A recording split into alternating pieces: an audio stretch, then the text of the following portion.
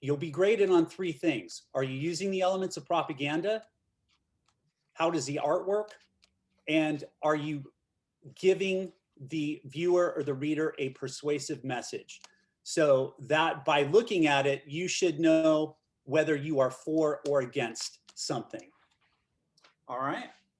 So let's go ahead. So you can use whatever you want as far as the medium is concerned. So if you want to do it by hand, sometimes people like to cut up magazines and then put posters together that way, or print things out and do it by hand. That's cool. If you want to do that, go crazy. But here is, if you go to Canva, and I think Mrs. Digby's class has used this. This is a good resource because you have posters that are already made. So I think it was the marketing. But if you go to marketing, you can use all kinds of different posters. So templates, like I want to do a marketing poster.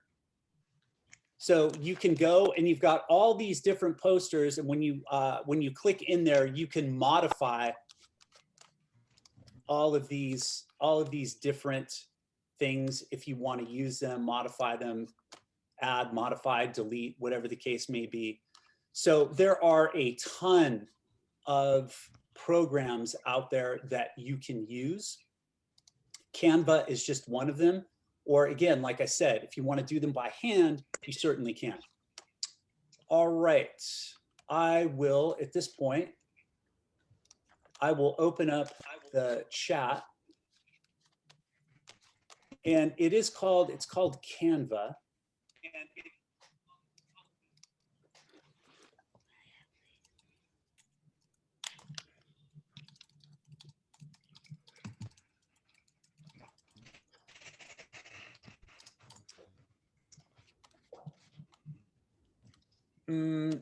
So what, can we do a random thing like signing your soul to the devil or make bananas illegal? Well, I'm not quite sure how to answer that. Make bananas illegal, that could be fun. So yeah, bananas are the source of all kinds of, just go to canva.com, Bella. It's CANVA. Yeah, sure. If you want to do smoking, you could certainly do that. So right now, what I want you to do is I'll go ahead and open the chat and take a few minutes. Yeah, I'll be posting the presentation that I did. I'll be posting that in Google Classroom. And you are more than welcome. Yeah, any propaganda. So just choose a topic. So what I want you to do is I want you to take about 8 minutes and then brainstorm some potential topics.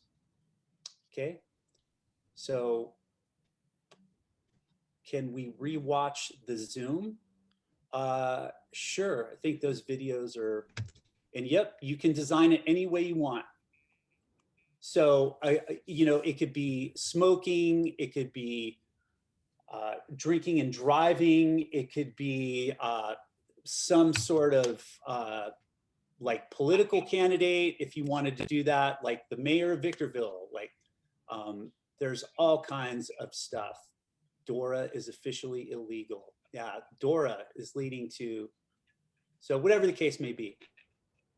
But I'll leave the chat open for about another 7 minutes, and then we'll take it from there. So take about 7 minutes, and then if you want to go to canva.com and play with that or try to figure out what you're going to do as far as that goes. As far as rewatching the Zoom, I am a few days behind. I'm working on getting caught up right now, so if you don't see it, it will be there soon. Mr. Harmon, Aaron wants to know how many paragraphs. There are no paragraphs. There are no paragraphs.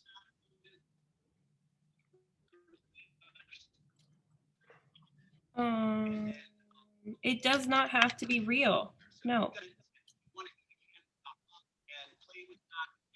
I'm making a poster.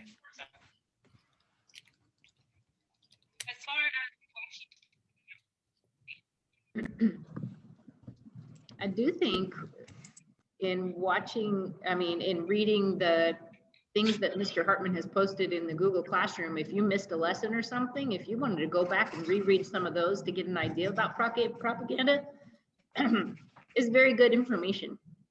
I was reading through that and it is very helpful.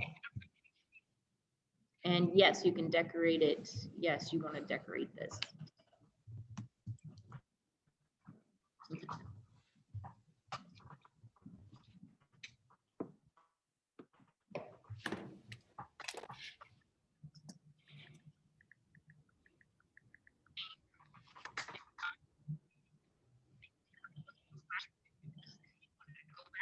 Aaron asked, do you have a sample piece? Yes, I believe he has shared those samples with you already.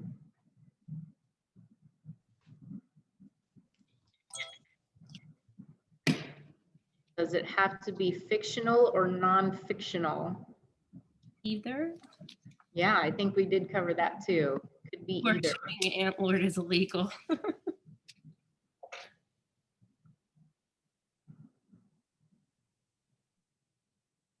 Can the poster be pointing out a problem? Yeah, absolutely. Absolutely. Fortnite, sure, for or against. It's ruining society. So that's sort of what propaganda is. Yes, Carly. And you're just doing one side of an issue. So we've talked about the goal of news being to inform. Propaganda is the exact opposite. We're trying to persuade somebody, and we're only presenting one side of that argument.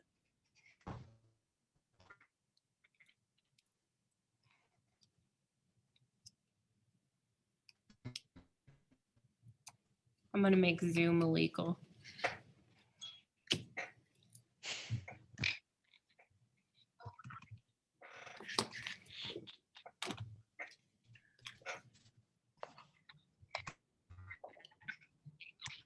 If sleeping were illegal, I would go straight to prison. I like sleep. Oh, it sure would be nice if COVID was illegal.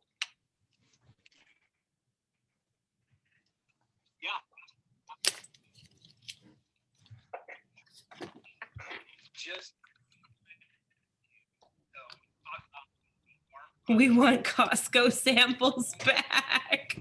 Hey, that's a good one. I like it. I like it. Kendallin. Very Run with clever. that. Yeah, that'll be Loving fun. it. That'll be fun. Oh, look, she's in the little baby classroom, so she's got her 100 days of school hat on. Kendallin. Wow, that's cool.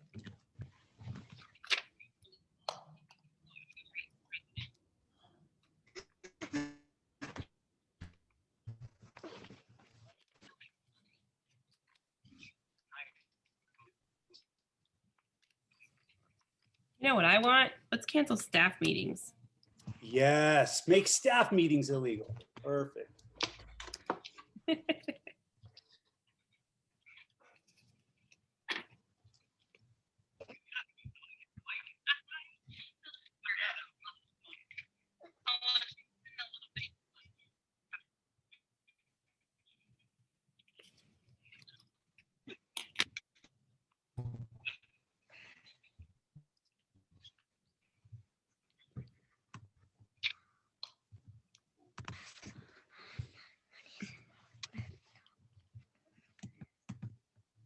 Stealing already is illegal. I would hope so. Stealing is legal. Why would you do that?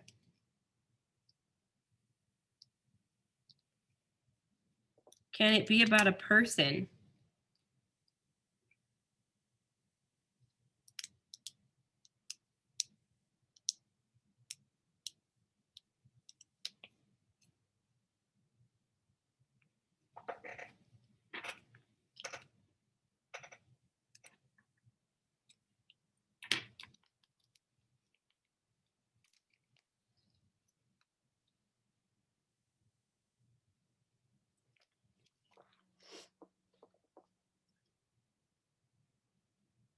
We're not talking about politics.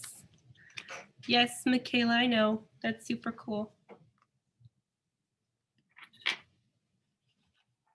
We don't talk about politics because it gets out of hand.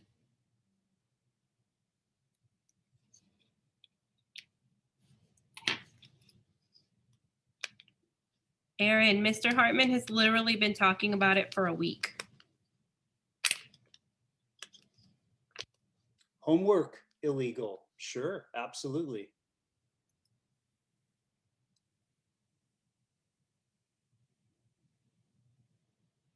Look at what everyone's putting in the chat. If you don't have an idea of what to do, look at all the ideas in the chat.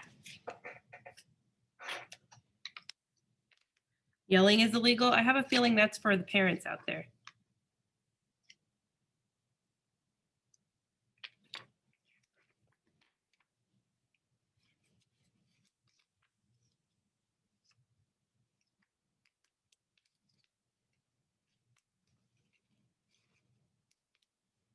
Goddess, stay on topic or don't be in the chat right now.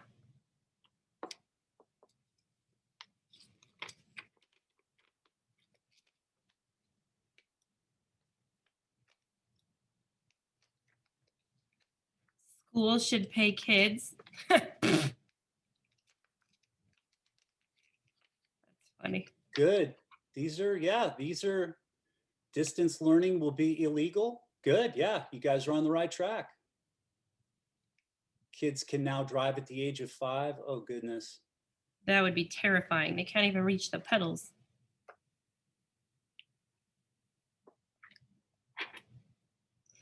Schools should teach us taxes and how to pay bills.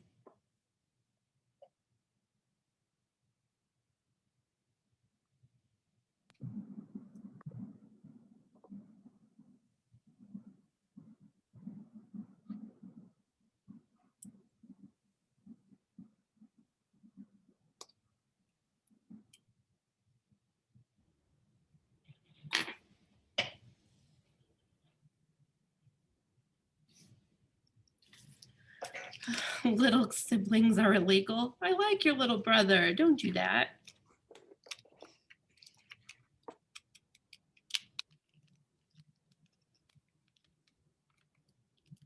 All right.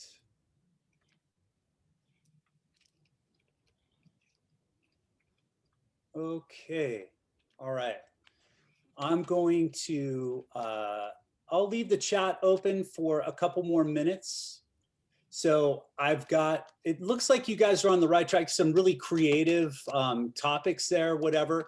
So if you want to play with Canva, if you want to think about how you want to do this or whatever, by all means, go ahead. But we'll go on break officially at 9:45 and we'll resume at 9:55 with Mr. Mullen and reading.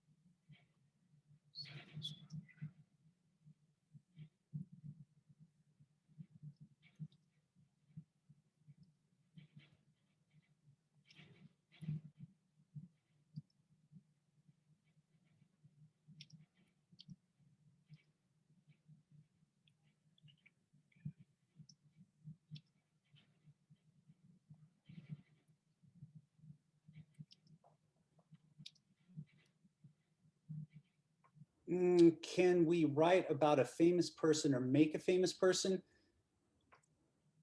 Are you talking about like the celebrity endorsement, Lavisa?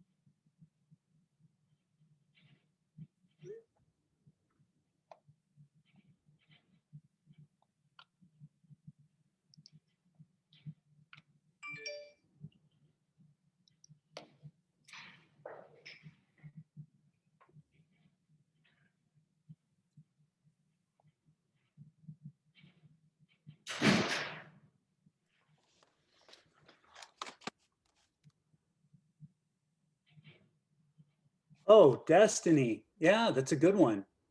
Can we talk about how nicotine is targeting Black communities? Absolutely.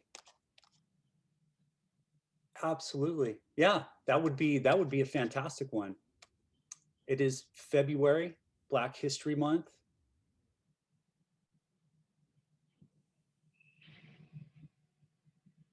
Quite honestly, it should be every month, but nevertheless, yeah, I think that would be a fantastic topic.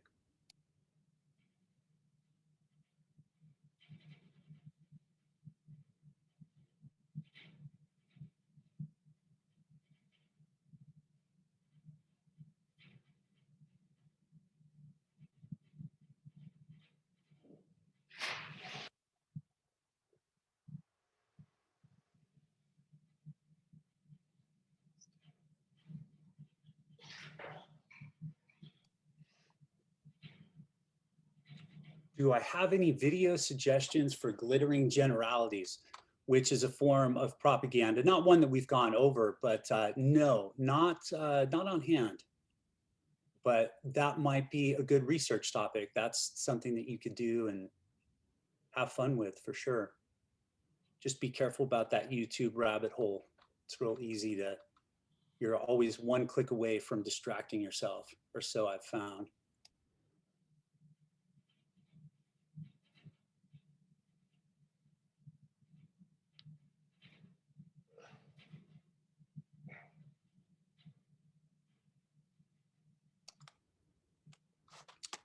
Drinking coffee should be illegal.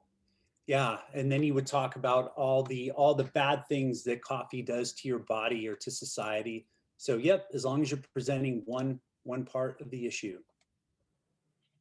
We're on break right now, by the way, guys. We come back to reading at. Thanks, Mr. Hartman. I'm going to share with you my screen. We're going to look at another signpost. I introduced it a little bit yesterday because of the text that we were reading. Had a good example of it, so we got to jump on it yesterday. And the signpost that we're going to look at, the literary feature that we're going to be focused on, which is highly used within Walk Two Moons, especially the last half of the book. Not yet, but the last half. It's called the aha moment. And the aha moment is one of those things which you should be able to relate to, make a connection with fairly quick, just for the fact that we all have aha moments. For instance, let's say that we're back at school and you walk into the class and you're just a few minutes late. No big deal, but you walk in and you realize, you look and you see everybody has their book out and they're writing feverishly, and all of a sudden you remember, you have an aha moment. Oh, I was supposed to do that homework. See, you have a sudden realization. Aha moments happen quickly. They come upon you and all of a sudden you understand something more about the situation, okay? That's an aha moment. Aha moments are those moments where we realize something, and in some way that changes our actions or it changes our understanding. Okay? So let me share with you my screen.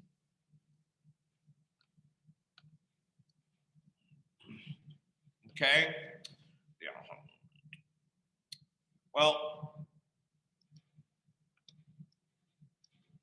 remember that when we come to any of these signposts, we want to take 3 distinct steps in our reading. This is what distinguishes a powerful reader from one who is just an average reader. When they come upon these literary signposts, these literary features, they will first stop, they will notice and think about it. And then, if they're especially exceptional, they'll write something down. So here we have the poster for the aha moment. It says, when you're reading and suddenly a character realizes, understands, or finally figures something out, you should stop and ask yourself, how is this going to change things? If the character figures out a problem, you just learned something about the conflict. If the character understands a life lesson, you just learn something about the theme. Both of those are essential for your understanding. Okay? So we're going to read a book, or not a book, we're going to read a story, excerpts from a book, actually, written by Jerry Spinelli, one of my favorite authors. This book is called Crash, and it's a story about a bully who's named Crash, and a younger, more vulnerable victim type named Webb. And we're going to read some excerpts, and he's going to have some aha moments. And I want to see if you can pick them out and whether or not you can relate it by asking the question, how does this change things? If you can relate it either to the conflict or to the theme. Now, this book is all about conflict. But don't think that it won't talk about theme, the general idea of what the book is about. Okay? So follow along with me as I read from Crash by Jerry Spinelli. It was a sunny summer day. I was in front yard digging a hole with my little red shovel. Heard something like whistling. I looked up. It was whistling. It was coming from a funny-looking, dorky little runt walking down the sidewalk. Only he wasn't just walking regular. He was walking like he owned the place, both hands in his pockets, sort of swaying la-di-da with each step, strolling and gawking at the houses and whistling a happy little dorky tune like Some Sneezy or Snoozy or whatever their names are. And he wore a button, a big one, covered about half his chest, which wasn't that hard since his chest was so scrawny. So here he comes strolling, whistling, gawking, buttoning, dorking up the sidewalk onto my sidewalk, my property. And all of a sudden, I knew what I had to do. Like there was a big announcement coming down from the sky. Don't let him pass. This is a great illustration of the aha moment as it is taking place with the character. You see, sometimes the aha moment happens with us, the audience, and sometimes the aha moment happens with the character. No matter if it happens with a character or it happens with the audience, the reader, the question is always the same. How will this change things? Now, did you see and hear the aha moment take place? This time, again, it happened with Crash, the character. And it happens down here at the bottom. And when you hear language like this, all of a sudden, I knew. He's having a realization. It's coming to him suddenly. When you hear that, you know it is an aha moment. All of a sudden, I knew what I had to do. like there was a big announcement coming down from the sky. Even this last part really emphasizes the aha moment. It's almost like a divine word coming out of heaven. Don't let him pass. So, just in your own mind, okay? And you can put this in the, you can put it in the chat. But what do you think this is speaking to, this aha moment? Do you think it's going to tell you something about the conflict or about the theme? Go ahead and just type it in. Let's see it.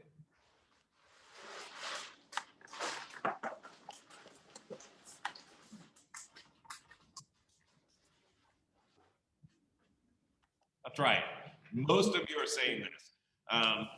That the conflict is being set up by this very, very aha moment. That's right. It's about the conflict. Well, let's go to the next one. This one happens a little bit further into the story. The stands were empty. School bus moved in the distance beyond the football goalpost. Under the crossbar and between the uprights, like a framed picture, stood 3 people. For once, Webb's parents didn't look so old, not compared to the man standing between them. He was shorter than them, a real skinny, like the prairie winds were eroding him away. But he was standing straight and by himself, no cane, no walker, just 2 legs, 93 years old. Maybe it was Missouri River mud. The thought came to me. They would have liked each other, Scooter and Henry Weld Webb III, 2 storytellers, both from the great flat open spaces, one a prairie of grass, one of water. Both came to watch when no one else was there. So when we look at this, it's a little bit subtle where the aha moment is. And I know you haven't read the whole story. I hope this whets your appetite for some Jerry Spinelli's novels, but you haven't read the whole story, and so you don't understand maybe what all is going on. But Crash is seeing something, and he's coming to a realization. Did you see it? The thought came to me. That's subtle, but he's having an aha moment. They would have liked each other, Scooter and Henry Weld Webb III. In the story, these are the 2 grandfathers of both him, Crash, and Webb, the young man that he's picking on all the time. And he's he's coming to a realization that his grandfather and Webb's grandfather would have been friends. Does that change things? What does it speak to? What does it speak to? Does it speak to the conflict or does it speak to the theme?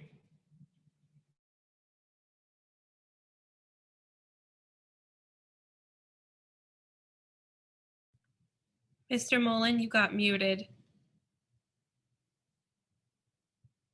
Sorry.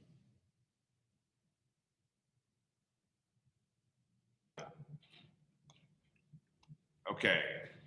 There we go. Sorry. Did it just happen? Yes. Okay.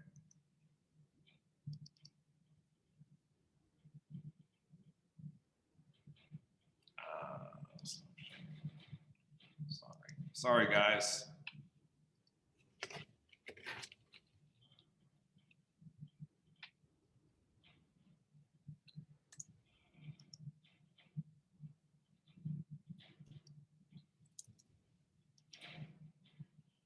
Oh, it's not letting me share my screen now.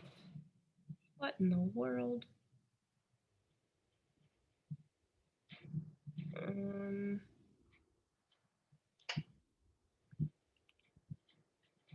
Oh, Okay, there it is. It took away your hosting powers. Huh. I see it now, though. You're good. Are we okay? Yeah. You hear me? Okay. So I don't know if you were able to hear me that last part, but I'll just tell you a little bit of the context is that Crash is seeing something in his mind, more in his mind than in reality. But he sees that Scooter, who is his grandfather, and Henry Willard Webb III, who is the grandfather of Webb, the boy he's picking on, and he sees them down on the football field and they're talking to each other. And he realizes that they could be friends. Now, does this speak to the conflict, or does this speak to the theme? Well, it speaks to the conflict again. But this time, you have to ask yourself, it's just not enough to know that it's about the conflict. You have to ask yourself, how does this change things? And if just by asking that, you are pushed to make a prediction. And so what do you think is going to happen next? He has this realization in his mind and in his thinking, in his understanding, and all of a sudden it changes the conflict. How? See, you can make a prediction from this. Maybe you would predict that Crash is going to amend his ways. I don't know if that's going to happen, but we can see. Let's go to the next part. This happens a little bit further, about 3/4 into the story. Why exactly was he here? Did he know about me? Did he know his great-grandson could not win the race off and so would not run in the Penn relays? I wondered if Webb felt safe in his great-grandfather's bed. The cinder track crunched under my feet. There were 5 of us in the race, me, Webb, 2 other 7th graders, and a 6th grader. Coach put us in lanes. Me and Webb were side by side. Again, he hadn't said a word to me all day. We milled around behind the starting blocks, nervous, shaking out our arms and legs, everything as quiet as if the coach had already said, ready. The other team members, jumpers, throwers, distance runners, had all stopped their practicing to watch. A single hawk, its wingtips spread like black fingers, kited over the school, and suddenly I saw something, a gift. A gift for a great-grandfather from North Dakota, maybe for all great-grandfathers. But the thing was, only one person could give the gift, and it wasn't the great-grandson on his fastest day alive. It was me. I hated it being me. I tried not to see, but everywhere I looked, there it was, the gift. Now, this word right here, suddenly, I saw something. See, that makes it an aha moment. And this aha moment is different from the earlier ones that we saw, because now we're talking about what the story is really about. We're talking about the theme. The conflict is still there, absolutely, but we're talking about the theme, what the book, what the story is about. Let's go, boys, said the coach. A voice closer to me said, good luck. It was Webb, sticking out his dorky hand, smiling that old dorky smile of his, no button. I shook his hand. It occurred to me that because he was always eating my dust, the dumb fish cake had never won a real race and probably didn't know how, and now there wasn't time. Don't forget to lean, I told him. His face went blank. The coach said, ready. I got down, feet in the blocks, right knee on the track, thumbs and forefinger on the chalk, eyes straight down, and right then, for the first time in my life, I didn't know if I wanted to win. Now, here is another aha moment. That's why I like this book, because it's filled with aha moments. Crash is always reflecting and coming to a new realization. Right then, for the first time in my life, do you hear the aha? I didn't know if I wanted to win. That is a big, big, big realization. Set. Knee up, rear up, eyes up. The coach says the most important thing here is to focus your mind. You are a coiled steel spring ready to dart out at the sound of the gun. So what comes into my head? Ollie, the one-armed octopus. He didn't disappear till the gun went off. I was behind not only Webb, but everybody, no problem. Within 10 strides, I picked up 3 of them. That left Webb. He was further ahead of me than usual, but that was because of my own rotten start. At the halfway mark where I usually passed him, he was still ahead, and I didn't know if I wanted to win. I gassed it. The gap closed. I could hear him puffing, like a second set of footsteps. Cinder flecks from his feet pecked at my shins. I was still behind. The finish line was closing. I kicked in the afterburners. 10 meters from the white string, we were shoulder to shoulder, breath to breath, grandson to great-grandson. And it felt new. It felt good. Not being behind, not being ahead, but being even. And just like that, a half breath from the white string, I knew there was no time to turn to him. I just barked it out. Lean! He leaned, he threw his chest out, he broke the string, he won. Now, did you see that very, very final aha moment? Okay, I knew there was no time to turn to him. See, the whole thing builds it up to a certain, all of a sudden, realization. Okay, and he acted on it. And this, the final aha moment has to do again with theme. See, it's at the end of the book and they're starting to point to the lesson, to point to the general thought of the whole book, what the book is about. Now, in Walk Two Moons, you're going to have aha moments. They're going to be aha moments that Sal has repeatedly over and over and over again, and you need to listen to them. Sal is very introspective. She always looks into herself as she is provoked by what's going on in the story. Well, that's how it is with us in real life. We ought to be able to make a connection with that. But what you're also going to find in Walk Two Moons that is different than the story Crash is that you are the one who's going to be making some of the aha moments. All of a sudden, you're going to be surprised, much less than Sal is. Sal understands what's going on, but all of a sudden, you're going to have a aha moment, and you're going to ask yourself, how does this change the way I see and understand Sal and Phoebe and Grandma and Grandpa and Dad? Okay?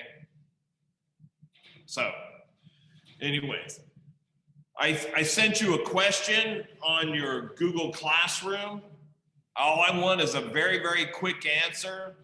I think I still have it. Let me see if I can share it with you.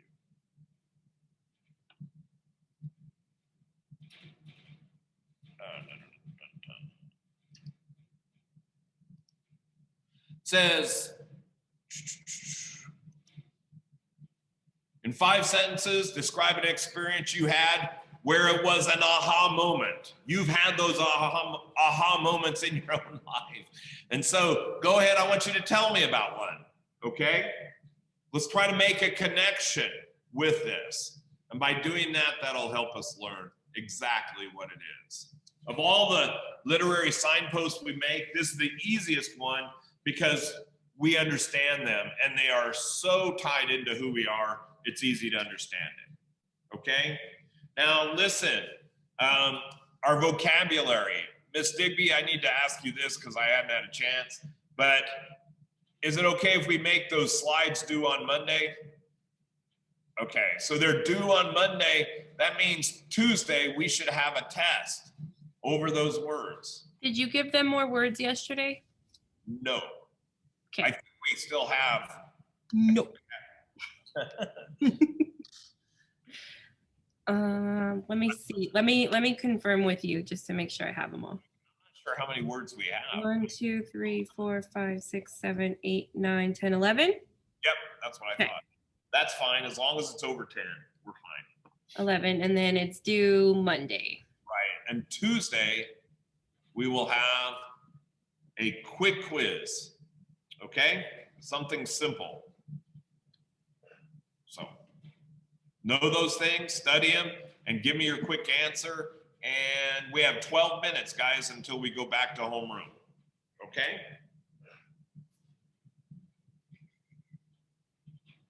We only have 2 more signposts, literary signposts, or literary features to learn, only 2. We will learn those next week, and then we'll start looking for them in Walk 2 Moons.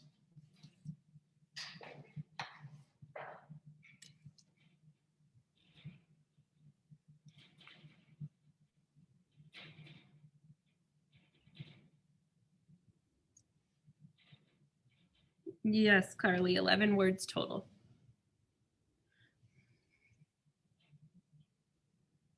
No new vocabulary words for today. It's not break time yet.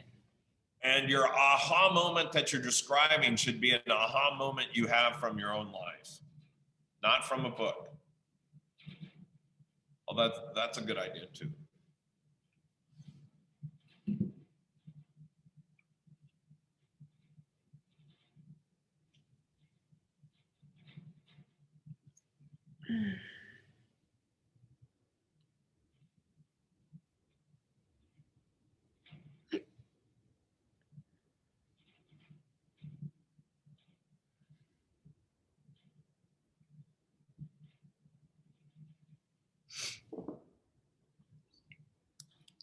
I changed the vocabulary due date in everyone's classroom.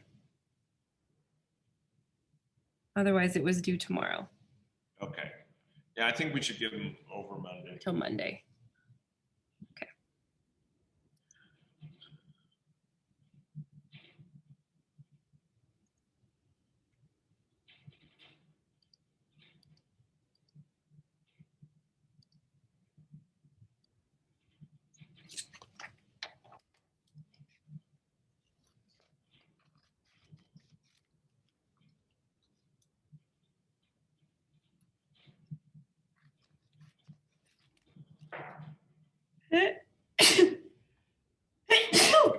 Excuse me.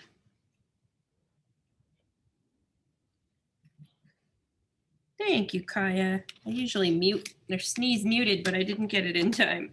Thank you, Rosalind, Danny. Thank you, Destiny.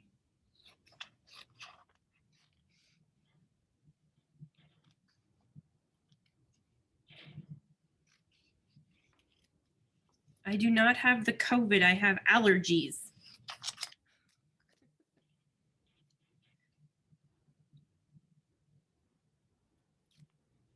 Never-ending allergies.